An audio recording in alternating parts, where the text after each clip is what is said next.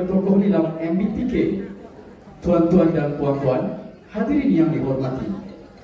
Hari ini kita berpeluang mengenali seorang insan istimewa yang telah dinobatkan sebagai tokoh nilam murid berkeperluan khas MBTK, program khas integrasi, program pendidikan khas integrasi PPKI. Beliau bukan sahaja seorang murid yang baik, malah seorang pencipta ilmu yang menjadikan budaya membaca sebagai nadi kehidupannya.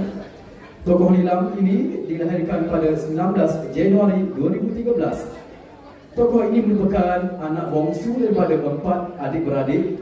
Hobinya adalah membaca buku. Murid ini bercita-cita untuk menjadi seorang duta Malaysia di negara Iran. Untuk pengetahuan semua, murid berkeperluan khas MBTK kategori autism.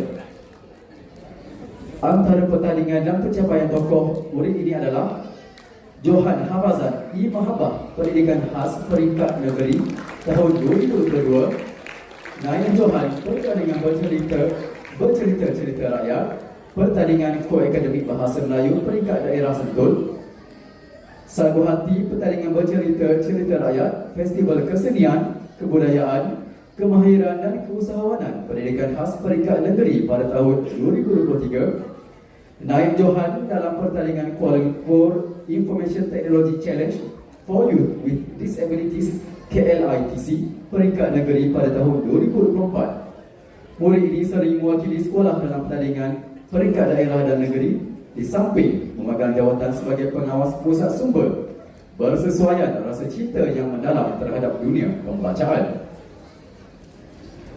Hadirin sekalian, marilah kita bersama-sama memberikan tepukan gemuruh kepada Muhammad Rizki Rafiq bin Azlan, penerima anugerah khas MBTK Tokoh Nilam.